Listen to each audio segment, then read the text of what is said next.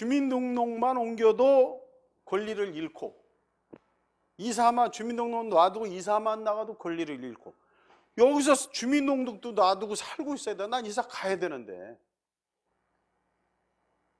그래서 돈이 있어서 그냥 이사 가. 그럼 어떻게 돼?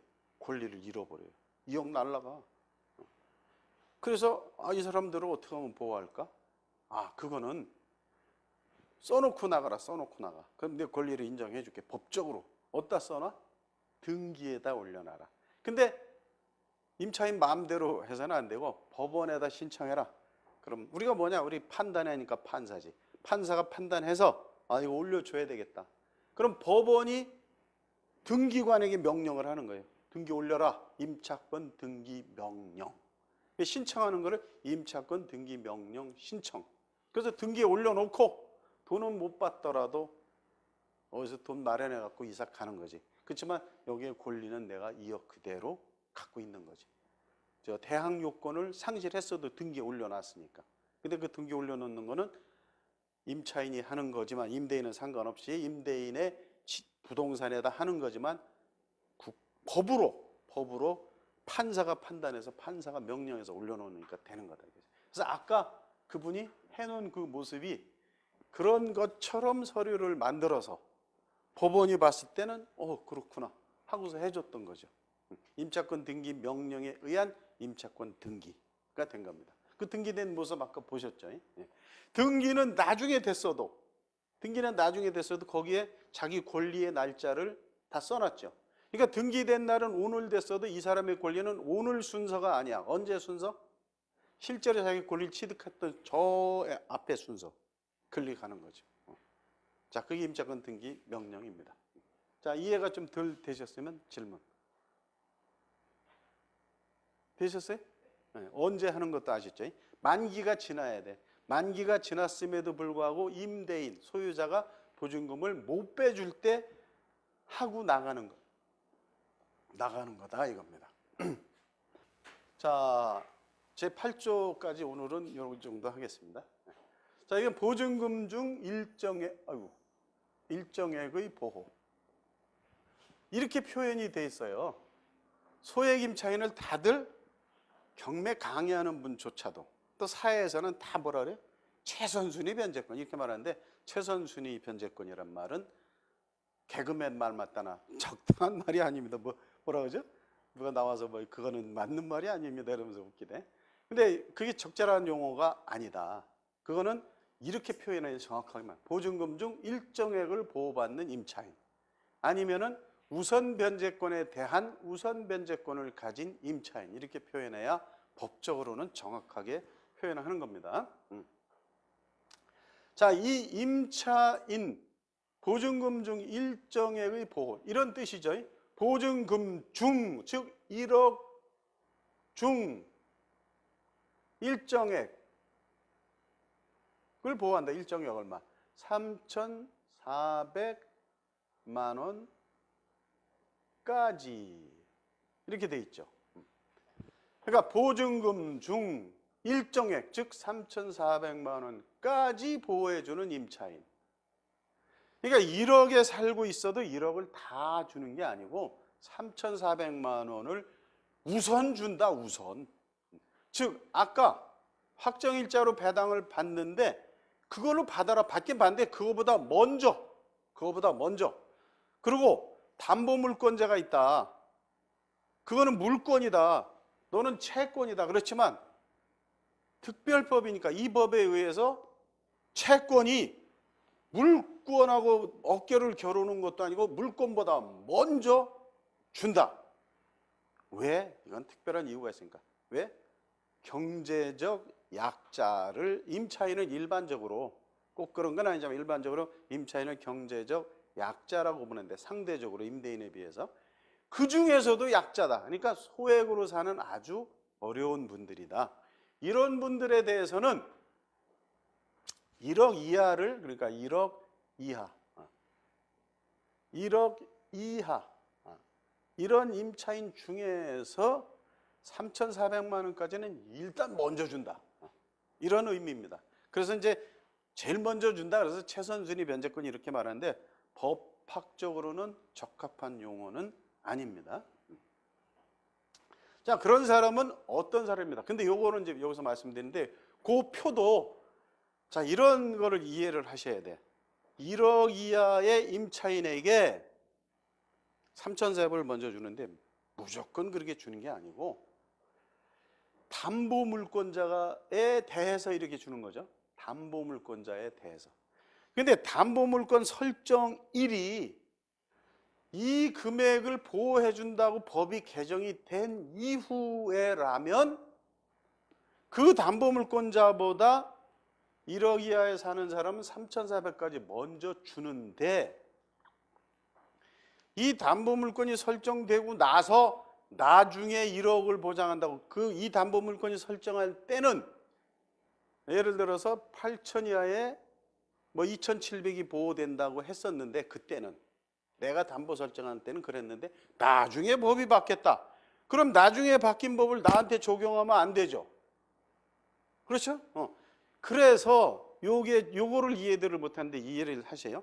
그래서 소액 임차인, 즉 보증금 중 일정액을 보호받는 임차인, 사회에서 잘못 말하는 최선순위 변제권은 기준을 어디다 둬야 돼?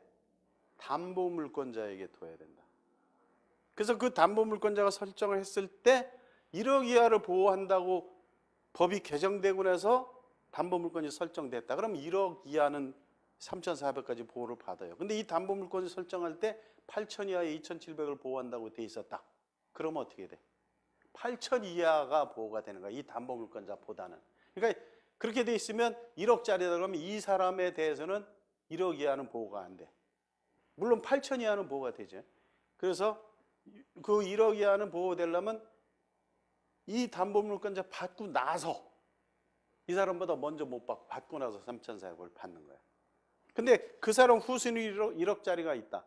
그 사람보다는 먼저 3,400을 받죠.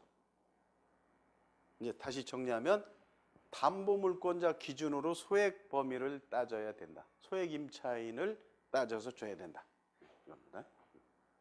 자, 그래서 소액 임차인은 어떤 사람이냐? 여기 있다. 임차인은 보증금 중 일정액. 자, 보증금 중 일정액. 즉 1억 이하 중 3,400까지. 그러니까 예를 들어서 아주 소액으로 사는 3천에 사는 사람이 있다 그러면 얼마까지 보호돼요? 3천이지. 3,400까지 살고 있다. 3,400이지. 3,500에 살고 있다. 그래도 3,400. 8천에 살고 있어도 3,400. 1억에 살고 있어도 3,400. 1억 10만 원에 살고 있다. 얼마? 1원도 안 줘. 그 얘기하면 사람들이 뭐 그러냐? 이상하다. 왜 그러지? 그러지. 1억보다 된 사람은 1원도 먼저 안 줘. 참 법이 그래요. 그런데 농담으로 국가가 생각하기에는 1억까지 경제적 약자 중에 약자고 1억 10만 원에 사는 사람은 아닌가 보다. 이렇게 생각했다고 제가 농담하는 거죠. 네. 법을 그렇게 만들었어요. 자, 그럼 이제 어떻게 해야 되나? 임차인은 보증금 중 일정액을 다른 담보물권자보다, 여기 나왔네. 그게 제가 말씀드린 게 그냥 무조건 그렇게 주는 게 아니라 담보물권자보다. 담보물권자 기준입니다. 담보물권자가 언제 설정했느냐? 담보물권자보다 우선하여 변제받을 권리가 있다. 이 경우 임차인은 주택에 대한 경매 신청 등기 전에 제3조 1항의 요건을 갖춰야 한다. 자, 여기서 경매 신청 등기가 뭘까요? 이거는 우리가 이제 경매 기입 등기 이렇게 말하는데 경매 되고 나서 소액 임차인 만들어 넣는 경우가 많았어요. 장난치는 경우가. 그래서 그런 건 인정 안 한다. 이런 뜻입니다. 적어도 경매 기입 등기 전에 전입이 돼 있어야 된다. 이런 뜻입니다. 근데 사실은 경매 기입 등기 한 2달 전 이렇게 들어와도 가짜일 확률이 높죠. 경매 집주인 입장에서는 경매 당할 것을 벌써 2, 3개월 전부터 알죠. 자기가 이자 못 내고 뭐 이렇게 상환 못 하고 이런 게 나타나니까. 그러면 야, 좀 있으면 경매 들어올 것 같은데? 그래서 친구랑 짜고 만들어 놓고 이런 경우가 있으니까 저조항이 들어왔는데 법조문에 엄격하게 해석하면 경매 기입 등기 등기에 올라가요. 그게 기준이 되는데 실무상으로는 한 달, 두 달 경매가 오늘 있었다. 두 달 전에 전입이 들어왔어도 법적으로는 소액 임차인이 돼요. 근데 실무상 이거 이제 소송 들어오면 가짜가 많죠. 가짜가 많죠. 근데 그런 걸 이제 묵인하고 넘어가는 채권자도 있고 자기한테 손해가 없으면 묵인하고 넘어갔는데 내가 받을 몫이 줄어든다 그러면 소송하죠. 이거 가짜다, 이건 위장이다, 만들어 둔 거다 이제 하는 거지. 근데 그건 판사가 판단해 주겠죠. 자, 요렇게 해서 요거까지. 그래서 요거는 이제 바로 제가 말한 임차인 중에 둘째, 소액 임차인. 우리가 이제 쉽게 표현해서 소액 임차인, 정확하게는 보증금 중 일정액을 보호받는 임차인. 그래서 사회에서 쓰는 말로는 최선순위 임차인 이렇게 말하는 거죠. 그래서 여기까지 오늘 하고 다음 주에들도 다 들어오세요. 다음 주에는 상가건물임대차보호법하고 오늘 배운 거를 표로 정리하고, 지금은 이제 법조문을 드렸는데 다음 주에는 상가건물임대차보호법 법조문을 드리고, 그 다음에 상가건물임대차보호법 또 뭐가 중요해요? 여기 임대인이신데 우리 이제 젊은 분께서는 내가 이제 가게를 해야 되겠다 그러면 임차인이 또 되실 수도 있고, 이럴 경우에는 이제 임대인 입장에서 알아야 될 거, 임차인 입장에서 알아야 될 거 뭐가 있어요? 권리금 문제 이런 거 있단 말이에요. 그 다음에 갱신요구권 있어요. 임차인 입장에서 난 5년 갈래. 그럼 임대인은 난 싫은데, 난 너하고 5년 난 세 줄 마음 없어. 그래도 임대인은 꼼짝없이 줘야 되는 갱신요구권이라는 게 있어요. 근데 임대인도 또 그럼 꼼짝 못하고 끌려가느냐? 아니다. 나도 주장할 카드가 또 있다. 8개나 있어요. 그래서 그런 거에 대해서 공부를 하고 오늘 강의한 거 다음 주에 할 거 표로 정리해서 드리도록 이렇게 하겠습니다. 예, 오늘 강의 들으시느라고 고생 많으셨습니다. 감사합니다. 예.